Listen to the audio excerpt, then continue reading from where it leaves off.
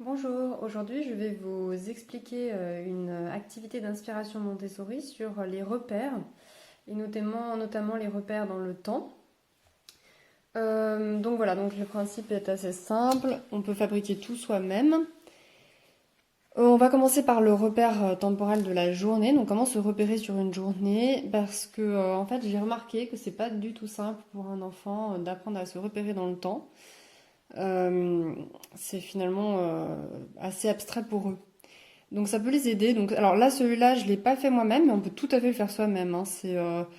C'est une roue qu'on peut faire donc dans un canson. On peut même adapter d'ailleurs à son cas particulier. On voit par exemple donc du coup une petite fille qui se lève, qui prend son petit déjeuner, qui va a priori à l'école pour travailler. Le déjeuner, elle travaille, récréation, garderie, bain, dîner, coucher. Et après il y a toute une partie donc nuit et une partie jour. Avec écrit l'aube, le matin, le midi, l'après-midi, le crépuscule, la nuit, avec la lune, l'étoile, et pour le soleil, le jour. Je pense que ça peut être bien de faire une routine avec l'enfant pour lui montrer les repères. Comment est-ce qu'on peut se repérer dans la journée? Qu'est-ce qui nous montre, par exemple, qu'on est tôt le matin?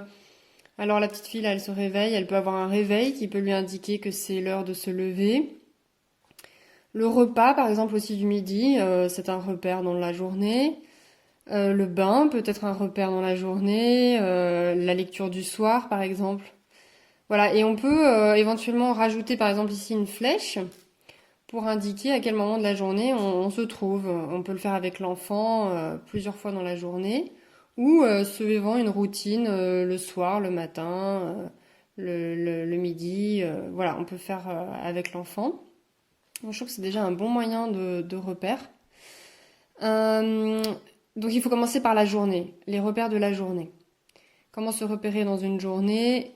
Et alors moi j'ajouterais un principe qui est très simple en fait finalement, mais c'est le chronomètre.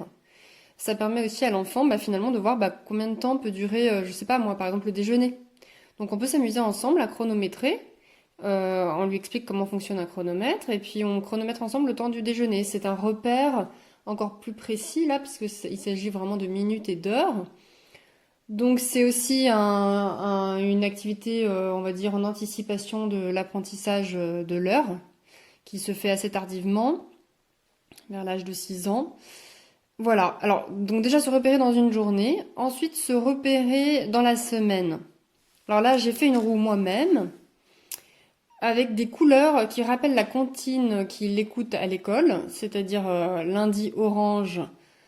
Donc il y a de la poésie associée, donc je ne saurais pas vous redire exactement le vers qui est associé, mais il la retient en fait assez facilement. Donc j'ai repris les mêmes couleurs qu'à l'école pour qu'il ait justement un repère. Donc lundi, mardi, mercredi, jeudi, vendredi, samedi, dimanche. Donc je crois que par exemple mercredi rose, on se repose. Dimanche violet, fais ce qu'il te plaît. Voilà, des choses comme ça. Et j'ai ajouté une flèche au milieu, alors avec une attache parisienne. Voilà, ça on trouve très facilement hein, sur internet, les attaches parisiennes. Ça permet de faire bouger la flèche. Donc on peut voir avec l'enfant aujourd'hui quel jour on est, lundi, mardi, etc. C'est pas si facile, je m'aperçois que le repérage aussi des jours de la semaine, c'est pas évident. Alors après, moi je me suis servi en fait, hein, vous pouvez prendre un bol par exemple, ou quelque chose de plus, un plat plus grand, en forme de rond. Vous tracez dans un canson un cercle, et vous découpez en 7 parts relativement égales. Voilà, après vous pouvez colorier. Ça peut aussi faire l'objet d'une activité que l'enfant peut faire avec vous, s'il aime. Et je pense qu'après, c'est bien de parler, de discuter avec cet élément-là. C'est-à-dire qu'on pose des questions à l'enfant, par exemple, compte le nombre de jours dans une semaine, par exemple. Quel est le jour qui suit le mercredi? Alors on regarde ensemble. Quel est le jour qui vient avant le samedi? On regarde ensemble. Euh, et si aujourd'hui, par exemple, nous sommes dimanche, quel jour on était hier? Quel jour est-ce qu'on sera demain? Voilà. Donc ça permet un petit peu de se repérer. On peut effectivement aussi faire avec l'enfant, par exemple, quels sont les jours où tu as école? Quels sont les jours où tu te reposes? À quoi correspondent les jours du week-end? Voilà. Donc c'est des discussions autour de ce support. Ensuite, on passe à se repérer dans l'année. Voilà, donc on va dans l'abstraction encore un peu plus grande. Donc là, pareil, hein, j'ai fait une roue, j'ai dessiné une roue, donc c'est la même taille, hein, donc j'ai repris ce modèle-là. Puis là, j'ai divisé la roue en parts égales pour mettre tous les mois de l'année. Donc après, j'ai mis donc de janvier à décembre. Et puis j'ai fait des petits dessins associés pour essayer de se repérer. Donc le janvier, bon bah un peu de neige, c'est l'hiver. En février, le carnaval avec le masque. Mars, bah c'est le printemps, alors une pousse qui pousse, un peu de soleil, un peu de pluie. Avril, poisson d'avril et Pâques. Mai, le muguet. Juin, les cerises avec un petit peu de chaleur et de soleil qui arrive. Juillet, août, j'ai couplé avec un très gros soleil pour montrer l'été, avec les lunettes de soleil et la mer.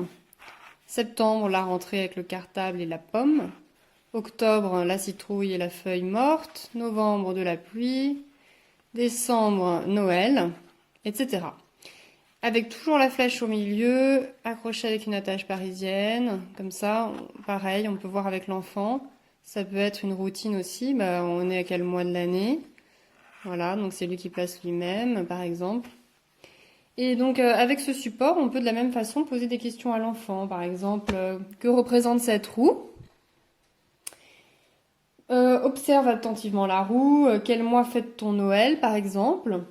Donc l'enfant va regarder le cadeau de Noël avec le sapin de Noël. Quel mois peut-on offrir du muguet? Donc il faut qu'il reconnaisse le muguet. Quel est le premier mois de l'année? Quel est le dernier? Quel mois vient après avril? Quel mois vient avant janvier? Et puis, donc voilà, on peut discuter autour de ce support-là. Un autre support qui n'est pas un repère du temps, mais qui est un repère plutôt, on va dire, spatial.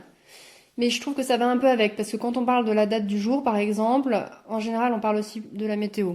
Puis c'est aussi un repère qui fait partie des repères spatio-temporels. Ça va avec, en fait, hein. La journée va se dérouler. Bah, tiens, par exemple, ce matin, il a plu, cet après-midi, il fait beau. Donc ce sont des repères aussi du temps, finalement. Pareil, même modèle, du canson, et puis je me suis amusée à faire des dessins variés pour avoir le plus de possibilités possibles. Donc par exemple aujourd'hui, nuageux et en même temps soleil, et l'enfant voilà, tourne la flèche de la même façon. Venteux, plein soleil, neige, orageux. Voilà. Bon, vous pouvez en rajouter d'autres, hein, ou en faire moins, voilà. Voilà, bah voilà, écoutez, bonnes activités. N'hésitez pas à me poser des questions et n'hésitez pas à commenter, à revenir vers moi pour tout objet. Et je vous souhaite de bonnes activités, évidemment, avec vos enfants. Et puis, je vous dis à très bientôt.